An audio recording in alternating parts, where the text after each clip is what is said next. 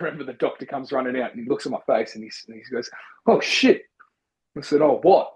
He goes, your eye's here and your face is dropped and punched. Yeah. I said, "What?" He's like, "Oh, mate, you've done your cheekbone." I remember thinking, like, what do you mean? Like, yeah, my whole job is my face. Yes. Working at the parks. So that's my whole job.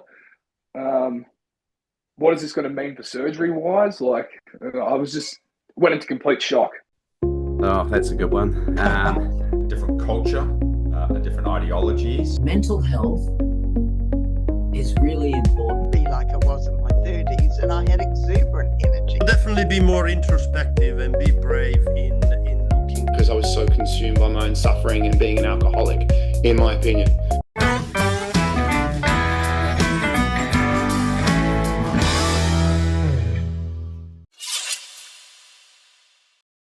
Hi, everyone. John back again with another strong, happy, healthy, loved podcast. And very privileged today to be joined by a very talented young man. He's a provisional stuntman. He's just done some work on the latest Voltron and a couple of commercials on TV. He done his Cert 2 and 3 in fitness. He's a very talented martial artist, athlete, and currently is our resident superhero at Movie World, doing Superman, Batman, The Flash, and so forth. And in 2023 was the Village Roadshow Team Member of the Year. So thanks for joining us, Harrison. Welcome. Thanks, John. Thanks for having me, mate. It's feel really privileged to be on this podcast, and I'm very excited. Yeah, and I thought it was interesting, recently talking to, some of our older elders in our community, and it's interesting they can talk about the things that have happened in their lives. But I realized too that the mental health aspect kind of goes right across the board. And for you at 21, the future is looking bright. But again, there's the social pressures, there's all of this new fears in the world that, is this a good time to be growing up and to take on this mantle that you're the future? Yeah. Yeah, no, absolutely. I think a lot of people, when they get to around this age and they get to that age also too of grade 12, there's a lot of pressure on younger kids to go, what do you guys want to do? And not everyone knows that straight off the back. And I don't think a lot of people actually do know that their entire lives. So the biggest thing I wanted to do is when I left school was just challenge myself. Yeah. I wanted to keep getting out of the comfort zone and just try everything. Because, I want to look back on a life and go, I'm glad I did A, B, and C, instead of looking back and being like, I should have, could have, would have. Yeah. So now's that time to just take everything with two hands and just go for gold. Because I don't want to try and regret anything. Just want to go full steam ahead with something and, take as much risk as I can at this age. Great attitude. So I want to cast your mind back to those early formative years and, talk about your growing up, the family dynamics, the siblings and so forth, things that you thought you were going to do. And I know you had some challenges with your own personal identity and how you looked and some bullying that came into play. So yeah, please share those thoughts and ideas. Yeah, mate, growing up, I was always the chubbier kid. I was always the one at the back of the line when we'd be running, I played a lot of rugby league. So, we're doing our training drills and everything. And around that 10, 11, 12, 13 mark, I was always at the back. I was always last. I was always playing, 5 minutes of footy because I just couldn't last any longer than that. But my dream was to always be an NRL player. That was always the dream. It was always a passion ever since I was a little kid. And there was one injury in particular when I turned 15. I broke my wrist going in for a tackle. Went to go get up and play the ball. Went to go put my hand down and it slipped out like that. And I remember I was like, my wrist is like backwards like that. And I remember looking, oh shit, that's not sitting right. So came off the field. Anyway, my first ever broken bone, first ever big injury playing. And I remember getting the surgery done and everything. Anyway, a couple of weeks goes past and I was really chubby. I was a short little kid. And remember I was sitting on the couch. I was watching Grown Ups, funnily enough. And that was one of my favorite movies growing up. It still is to this day. And something just clicked inside of me where I remember just lying down. I had a cast all the way up to my shoulder. And I remember just thinking, this isn't me anymore. You know, I want to be the best I can possibly be in every aspect, you know, and I want to become the best version of myself. And I used to watch a lot of guys like David Goggins, you know, your Arnold, The Rock, and that got into me, that got into training. So I remember I was watching the movie and something just came over me. Just remember I just started bawling my eyes out and I just said, no more. Like, this isn't me. I'm over being at the back. I'm over playing 5 minutes.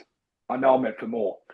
So I remember getting up with, you know, one arm, crawling off the couch, and then going into the garage, and I found one 10-kilo dumbbell, which I've still got in my room today. And from that day, I just started curling with one arm. And I didn't know what the hell I was doing, didn't know what to do, how to move this thing, or, you know, what to even do with it with form. But I remember I just started just curling. And then we also had an elliptical trainer, one of those, you know, it's like one of those old lady machines, you know what I mean? Like, you run it up there and yeah. And we had one of those. And I remember just every day, I just started hitting that. Just every day, half an hour to an hour of just constant training. And then I'd go and run the street laps in my street out the front until I just couldn't do it anymore. So that's what started all that with the broken wrist. And then that was in 2019. And I ended up dropping 30 kilos. Wow, amazing. After all that. So that was at 15. And a big inspiration behind that as well was my pop passed away in March of that year. So that was my dad's dad. Anyway, and that hit a soft spot, definitely, because, you know, it was a freak accident what happened there. You know, he went to go check the mail and fell over and tree stump punctured his lung. 12 hours later, you know, he's not with us anymore. So, yeah, that was a big one on the family because, well, so the whole family just wasn't really in great shape around that time. And obviously playing football, an injury happened. I think there was just a whole bunch of stuff that just kept adding up in my head, you know, getting picked on and teased at school. And I just knew I wanted more. I just knew there was something that needed to change.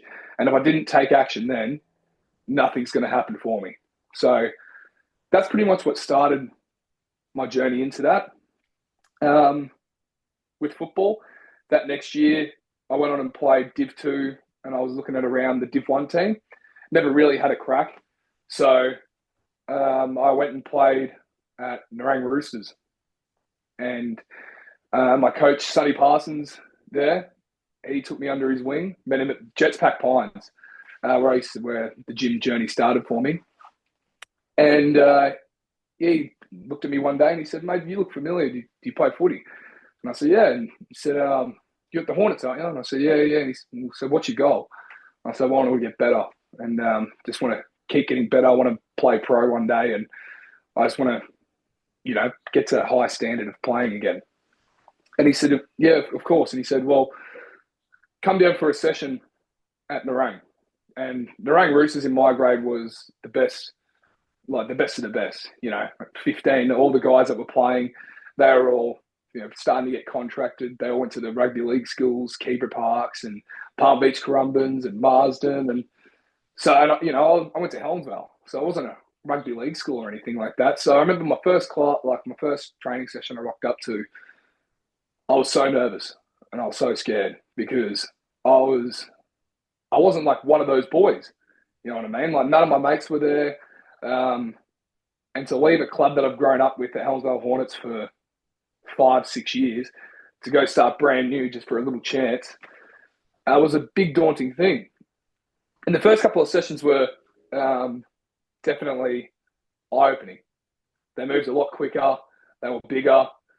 And I thought, okay, well, this is where I want to be. So how do I stay here?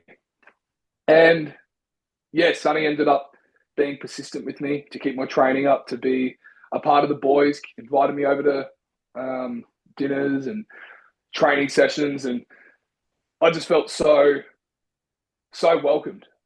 And I was like, I can't let this guy down, let alone myself. You know, this is what I've been praying for. It's what I've been asking for. This is a stepping stone, I believe. So took that with two hands, and then we ended up finishing that year. We won the minor premiers, and then I was playing Div 1 football, first time I've ever played Division 1. And then we ended up playing that grand final that year against my old team, Wow. against the Hornets. And I remember running out, and like all my old footy friends were in that other team. All their parents were in that grandstand. Everyone was all over there. And I remember just running out, and there was just a few calls and a few things that I heard from from families, from friends, that I remember so vividly of just hearing just such negativity coming out of that. And, when I'd gone back to school, throughout that year before that grand final, why are you going to the rain? Why are you leaving us? And there was a lot of that. And, Harris was just going there because they're all better. There was a lot of that, but I just felt more welcome there. And they took me under their wing, and I just wanted to grow. So, and they offered me an opportunity to look at the two hands. Anyway, we ended up winning that grand final. I ended up with the tooth in my eyebrow from that game. So I went back to school the next week, and, my eye was all the way out here, and I had a tooth fragment in there. So I needed surgery to get that out. And then, that got cleaned out and taken away. Then a couple of weeks later, there was a trial for the Malmaninga Cup side for the Burleigh Bears, which is pretty much the stepping stone into the representative side of the football things. And I trialed, and I got in. It was the first ever rep team, first ever time I've been looked at playing or anything like that. And I remember when the contract came out, I just cried. There was just such a feeling of just, where I was 2 years ago to where this is now. I'm signing a train and trial deal with the Burleigh Bears. That was such a huge thing for me. I feel like I just found gold. And it was through the time of schoolies. That all happened as well. So there was a lot of sacrifices. So obviously I didn't party or drink too hard through schoolies or anything like that. I was so serious about this opportunity. Did the whole preseason, played the first 2 trial games, and everything was going really, really well.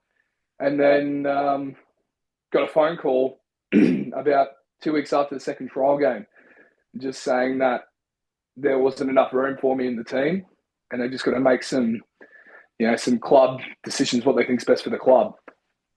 So that hit like a ton of bricks too, because I've come off just graduating school, winning a grand final.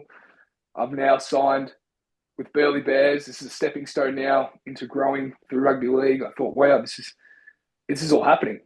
And then that phone call, I remember I was just sitting in the car and it just went empty. I was like, well, what now? And so, that was a hard thing too. But instead of using that as a tool to go, F the world, blame everyone else, I should still be in there, and then overthinking what I did in the games, what I could have done better at training, I took that as motivation. So I took that as motivation going into next season. Well, this next season, I've got to get better, faster, stronger again. And I've got to prove that they made the wrong choice and prove that I belong in this bracket of playing. So that took me to 2022, going into playing football there again for Narang Roosters, 18 Div 1 side again. Slimmed up, got faster, stronger, had a little bit of a growth spurt too, which really helped. And then I was starting in the middle again. We were winning games, mate, by 50-0 every week. It was just some teams would just forfeit when they'd play us because there's no point. We were the team to beat, us and Currumbin Eagles. And then I won the forward of the year for that year for the club. And then that took me down to trial for the Canberra Raiders in the SG ball side.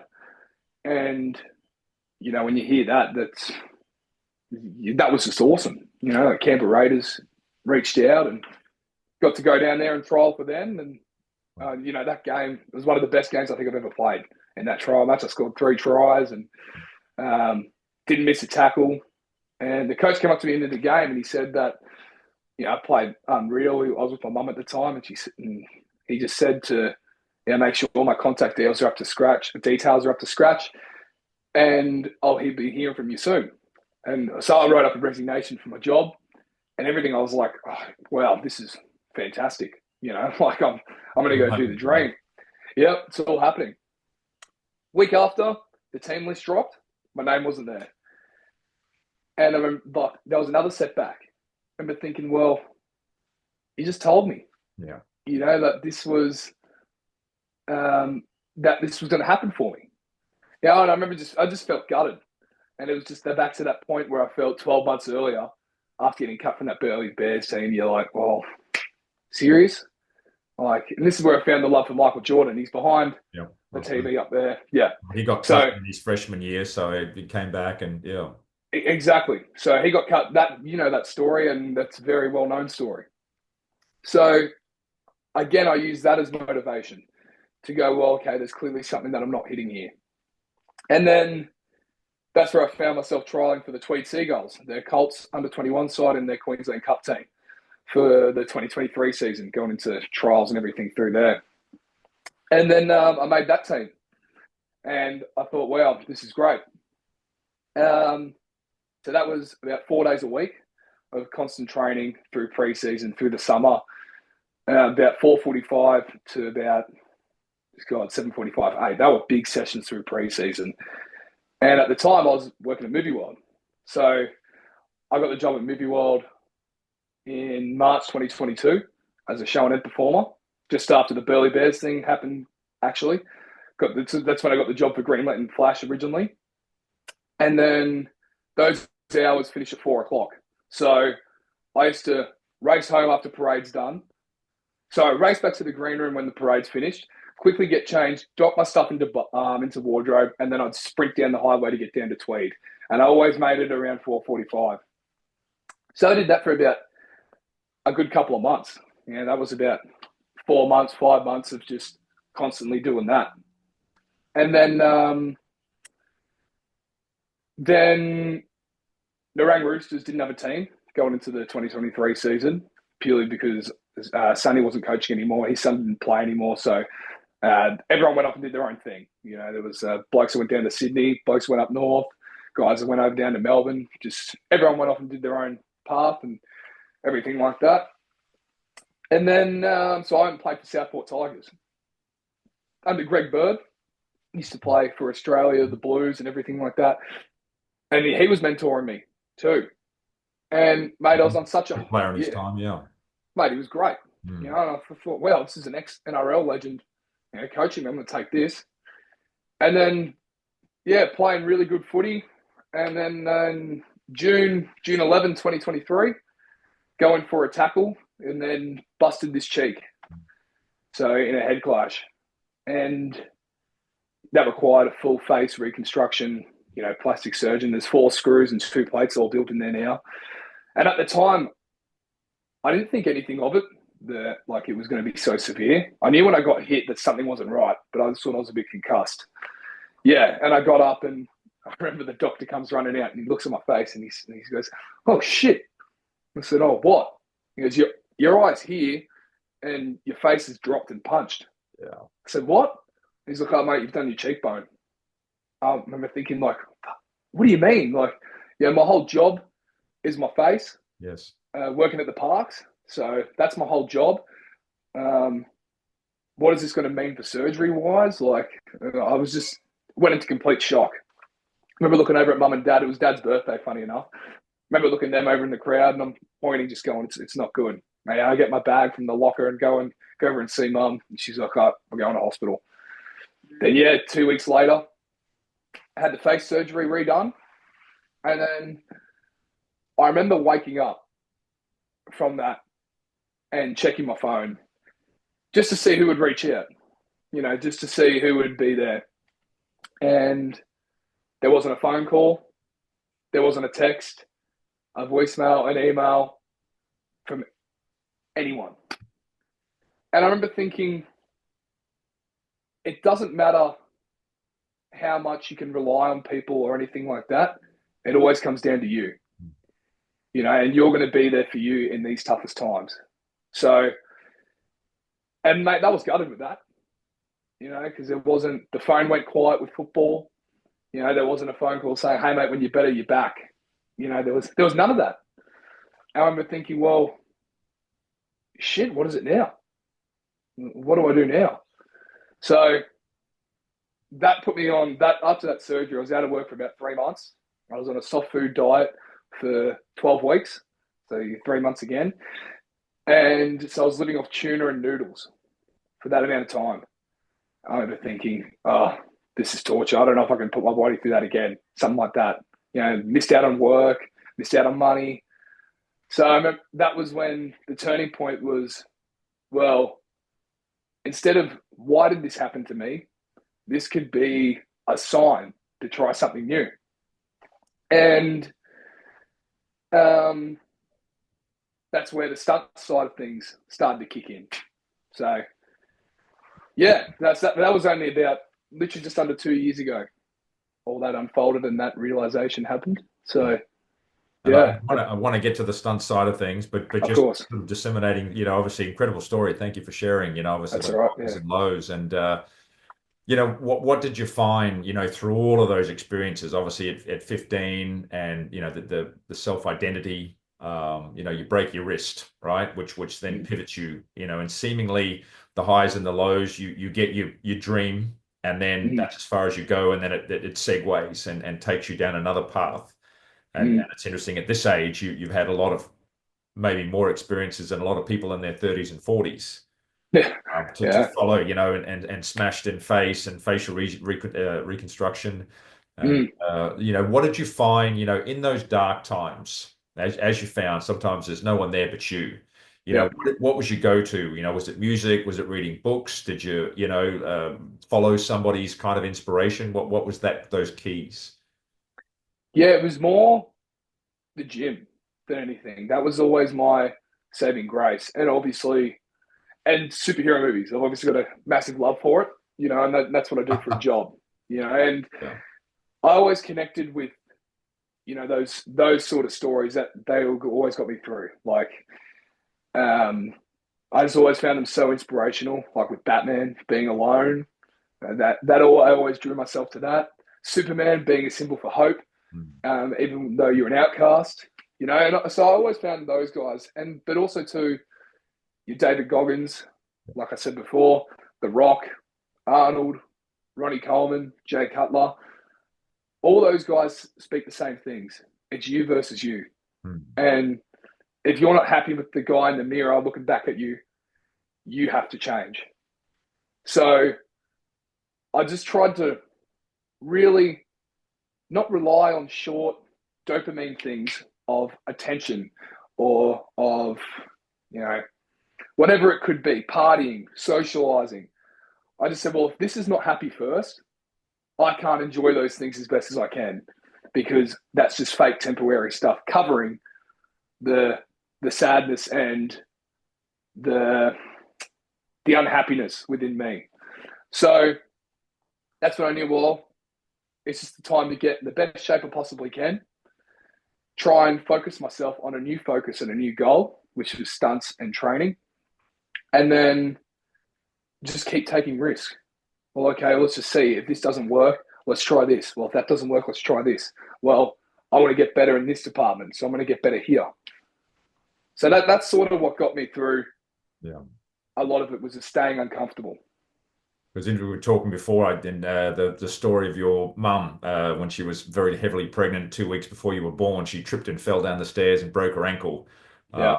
And obviously we were laughing potentially. Your stunt training sort of started in the road, which could have ended badly. So again, sometimes these experiences that come along to shape our dynamics.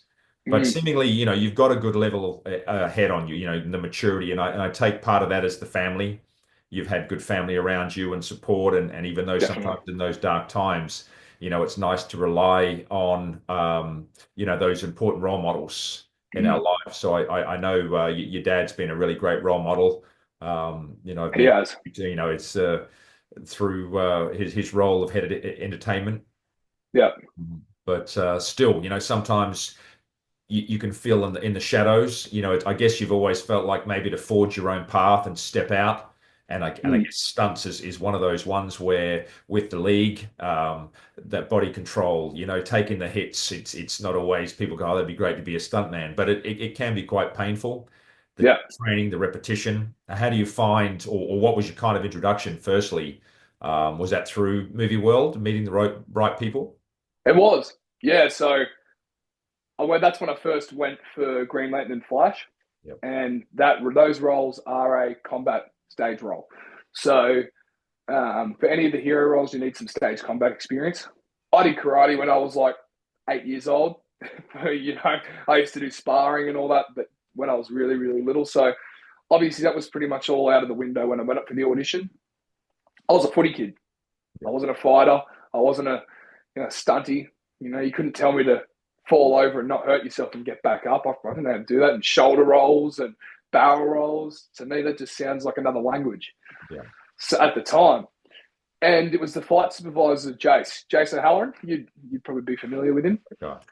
Yeah, he just said to me, he's like, "Oh mate, you got a good look for film and for what we do here." He's like, "Have you thought about actually getting into stunts?" And I thought, "Well, what stunts?" And he said, "Well, it's all the action you see in the movies. You recreate that and you're doing the proper stuff for it." So that opened up to a whole new world for me. And Jay said, "You come down to a stunt class one session and, we'll walk it through and just see if you like it or not. I won't force you. If you don't want to do it, you don't have to do it. But if you just come down and see how you go." I was like, "Yeah, right, okay." And then, so I went down to my first class just after my cheek, and everyone's there is doing cartwheels, backflips, doing all sorts of crazy stuff. And here I am just like barely getting my leg over my hip to kick, and I'm like, "Oh shit, okay, well, this is new." And doing shoulder rolls and everything, and sounded like a big rock just hitting the floor. Going for my first like boom, oh that hurt, walking off, and everyone laughing, just going off, because there's always that element too of Croker's son. So I've had that all my time at Movie World. And there was a few Movie World guys there, and there was a lot of all this sort of, how you doing, and you just sort of see it, and I fell in love with it straight away. Right. I was like, it was good uncomfortability to have, because I was like, nah, I can do this. This is going to be fun. But yeah, no, it was definitely Jason O'Halloran. That was definitely that got me into it and gave me a shot. So it's interesting that people will pick you. I mean, people assume sometimes, well, you've got that role, but you can't make your own phone calls. You can't put yourself forward. Someone's going to ring you. You've got the right look. Obviously somebody has an opportunity to see your talents and skills and see you grow. And for context, right, you're 6'2". 6'1", 6'1", close. around 100 kilos. So, I mean, Yeah. that's not a small guy. So, when you look at the stunt industry, primarily a lot of these actors are quite small, and you presume they're a lot bigger because of the way they're portrayed. But then you look at yourself on film and you see how, you're the big guy, you're the fight guy. And nowadays it's not always stylized. There's the parkour, there's the acrobatics, but there's also just the heavies. Sometimes just needs to get punched in the face, go over a bar or through a table. And so, hey, we've got roles sometimes because you don't have absolutely the finesse doesn't have to show up. Stand there and look tough. Yeah. Just fall over and hit the ground hard. 100%. I've done that 100 times. So Yeah. Definitely. And it's interesting with the superheroes now. I was laughing as well. Like you're the new breed, right? The last time I put on the Superman suit was saying to you was about 26 years ago. So there's it's these levels of incarnation where you're just the custodian of the suit for that time, and hopefully leaving it in a better place. Yeah. And whilst when I first got the role, it was a job, and I couldn't believe they'd pay me to put the suit on. Yeah. very quickly I realized there's a great responsibility to own the character and be something, because these people come to the park and they want to Mm. meet you. They Yeah. want a photo, and how many photo albums you think you might be in and on people's fridges, and Yeah. like, this is their memories. And if you don't make a good memory, Mm. potentially you've actually failed them in that Yeah. regard. And I know back then that they had Make-A-Wish Foundation. Yeah. We still I've got still that. got that now. So it's Yep. interesting too when there's a dying child that says, "Hey, I want to meet Batman or the Flash or Superman," and Mm. that's their dying wish, and Yeah. you're it. And Yeah. if you show up as, Joe Blow and do a half-assed job, Yeah. you realize it's a responsibility. So, talk me through how you feel. I mean, obviously, I know you've got a high regard in the backdrop there, but it's Yeah. interesting to be, well, I can do that. But it's like, yeah, but you've got to be on, like Yeah. on, and not just, tacky and cheesy, but actually embody that role. So, how have you sort of felt stepping into some of these? Because Superman is no mask. Every other character's No. got a mask on. Yeah. No. 100%. Well, my thing is that I just love these characters, and what do these characters mean to me that I can put to other people? So I want, when I portray these characters, it's just, how can I be relatable to these kids? If they're smiling, laughing, and they'll remember it, I've done a good job. Yeah. I remember my first Batman show I went out and did, and it was my very first day. I was so scared to do Batman, and because that guy, when you do the Bat show, it's like, it's the Bat show. You're Batman for that show, So, um, going out and got through it. And remember at the end of that show, there was a kid dressed as Batman head to toe. And, the legs are over his feet and he's got his mask hanging down here and his face is just. And I got goosebumps, man, because I remember just going like, to this kid, I'm everything. Like, I'm not a guy in a suit.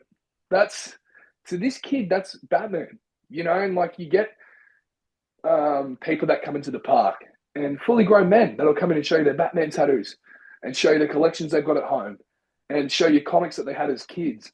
And they get nervous. And so, well, this means so much more. I've got a quick story real quick of Yeah.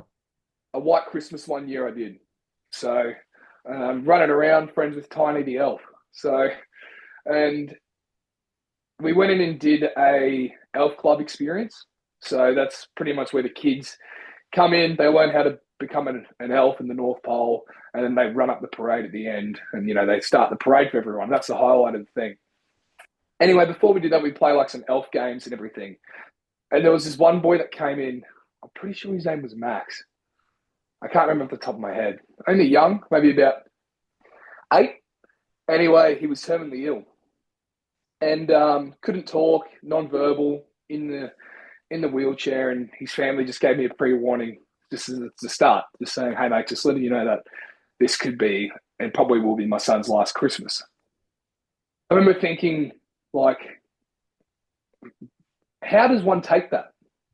Like, for that family, like, are you serious? And the whole time, he's had a rough year. The parents were saying that, he just couldn't talk. He was getting worse day by day. He hasn't smiled at all that year. It's just been terrible.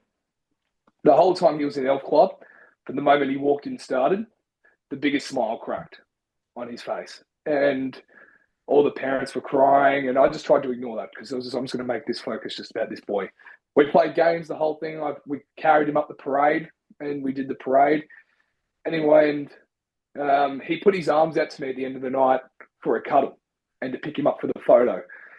And he got it, and there's a photo of him smiling at me, the biggest smile he's ever done, and, holding him in my arms. And I just remember thinking, like, that's everything to that kid. And, like, it gives me goosebumps now and a bit teary thinking about it now because I just remember the family. His little siblings were there, 8 years old. Hasn't cracked a smile all year. And I just remember thinking, God, my life isn't that bad. There's always someone doing it worse. And yeah, that to me was one of the most special moments I've ever had in my whole life because it just taught me so much so quickly to just appreciate the little moments and just be in the moment, and don't overthink things. Just sit in it and embrace everything, love everything because it can be taken away like that.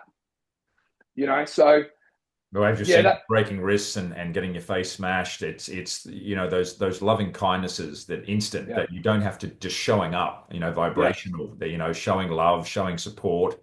yeah, And I can only imagine, maybe you wanted that as a 15-year-old. And sometimes when you see that in others, that's yeah, that instant recognition that I need to show up, maybe I yeah, need to be of service and be a support agent. Um, mm, I think that's being the superhero. I mean, I always used to think running around, man, if only I had the powers, just one day, give me the powers or something like that, and I could do some real change in the world. But yeah, obviously, being mere mortals, we still have this yeah, responsibility and this kind of opportunity, that even mm, though we don't have to wear a suit, yeah, we can still show up. So it's amazing, yeah, that you've got this ideology, you've got this kind of sense of what that looks like. I'm curious yeah, now for you, sometimes I get a little jaded looking at the world and thinking, man, it was different in my day, but then I can yeah, look at you and you're eagle-eyed and the versatility and the opportunities. I mean, you've got your paddy scuba diving, you've got a jet ski license, a boat license, yeah, right across the board now looking as a stuntman, right? mm. But if you look at the world today, I mean, do you look at the society, do you see, are you inspired or are you cautious that, it's not heading the way that you'd like it to? I'm both, because it's you got to be cautious of the way the world is at the moment. It's a very unpredictable world. Um, it's a very different world, even to when I was a kid. Like I didn't have a phone when I was a little kid, but my sister did. And my younger sister. So there's even different personality traits there, with certain things, and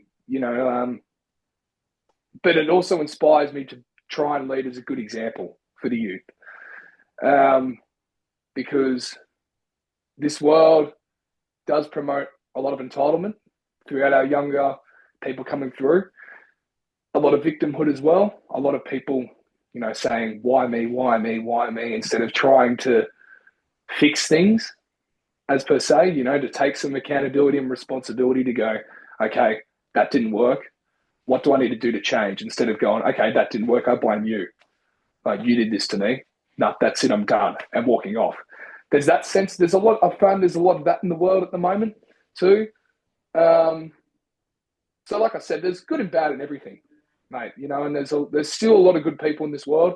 And I think if everyone can just try their best just to be on their own path and just figure out things their way too, and just try and help everyone around them, just to bring up, spread positivity instead of hate, all this sort of things, because at the end of the day, like, that's all we can ask for. And just positivity in the world. It just makes a little bit of difference. As simple as walking past someone on a crossing. Morning, mate. Hey, instead of putting your head down. When you go to a coffee shop, hey, how's your day been? And those little things can just change someone's day completely.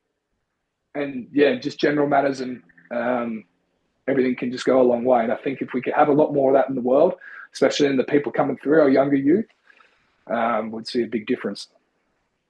Yeah, and that's refreshing. It's great to hear. As a young man, you have these great ideals, and fostering those and offering a sense that it is a dog eat dog world, right? If you don't step It into the is. world, but a lot of it's around the psychology and a lot of that mental health is not having the victim mentality. Yeah. And obviously finding ways of turning those challenges. They talk a lot about the suffering. Yeah. And you don't have to suffer needlessly. You can look for opportunities to grow from that. Exactly. Using the Michael Jordans, Arnold's had a great story. David Goggins, that's an incredible psychology. And he talks about how Yeah. anger is all the time, but that anger gets channeled into his training. Definitely. Yeah.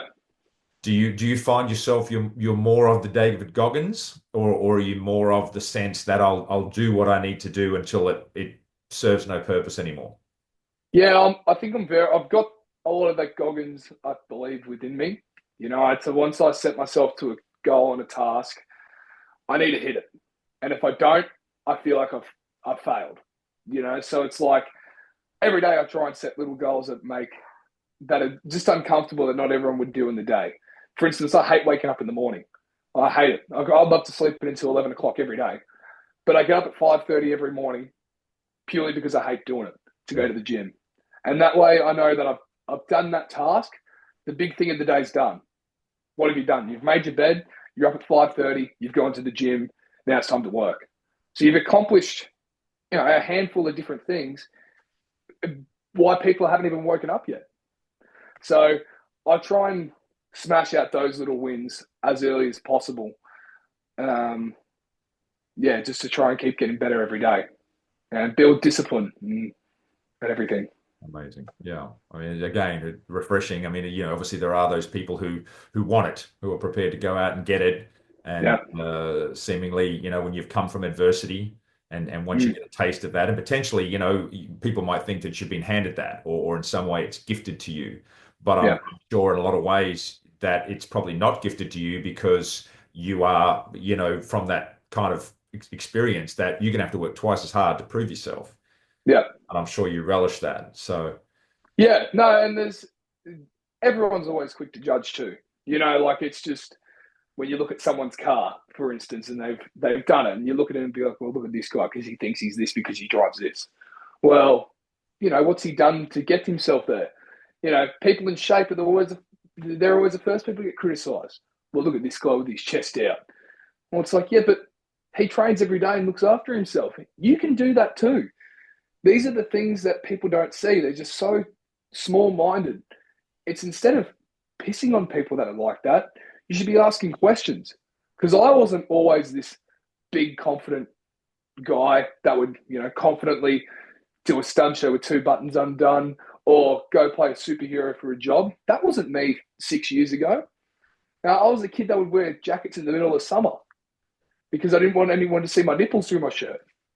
You know what I mean? And that was me 6 years ago.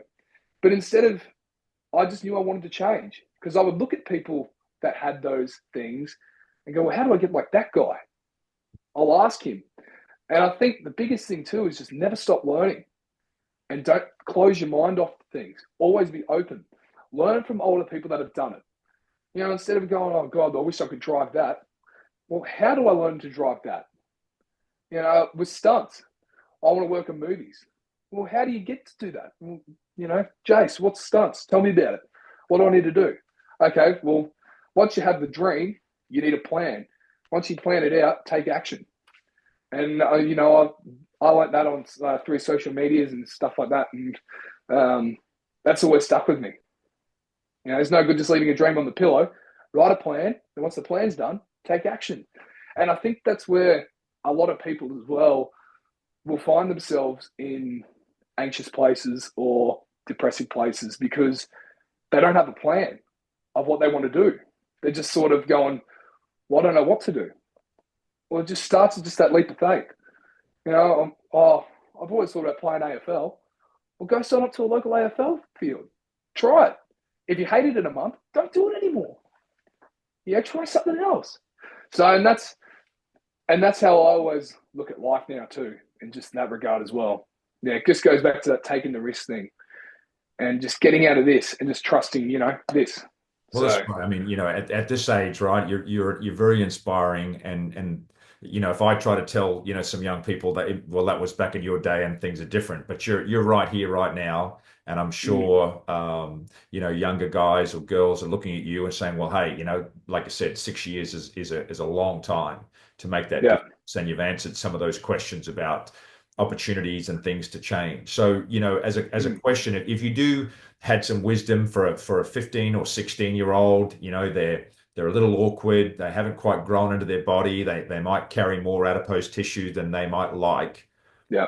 Where's the start? Because you don't just lose 30 kilos just like that, right? It becomes a bit of a process of trial and error and trying things and stepping out of the shadow. So where does that process start? Everyone has access to a phone these days or some form of Google or Safari. It starts with a dumb Google search. There's no such thing as a dumb question. It's literally, if you, whatever aspect it is, I want to get a job. how do I get my first job in Queensland, Australia? And boom, it'll tell you something. There's your plan. Now, what do you got to do? You got to take that action to go and make that happen. Because I believe everything happens for a reason, but you have to be the reason for it to happen. So when an opportunity pops up, don't just go, oh, great, cool. Well, another one will come. No. Take that. And if there's not an opportunity there for you, make one happen. So if I was to look back and tell my 15 and 16-year-old self what to do, it'd just be screw everyone else and just do it. Because no matter what you do, people are going to laugh at you, people are going to pick on you, and people are going to question why you're doing things. And then they'll start asking, how did you do it? Oh, you got lucky. And it'll flip into insecurity. But the biggest thing is just do it. The Nike slogan. You've just got to Google search. How do I lose weight?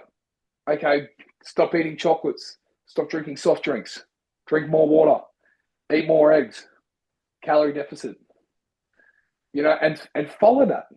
And give yourself that plan and then take action. I think that'll just go a long way. And if you can learn it now as you're a kid or going into your young adulthood, you can be so far ahead of so many people. It's not funny.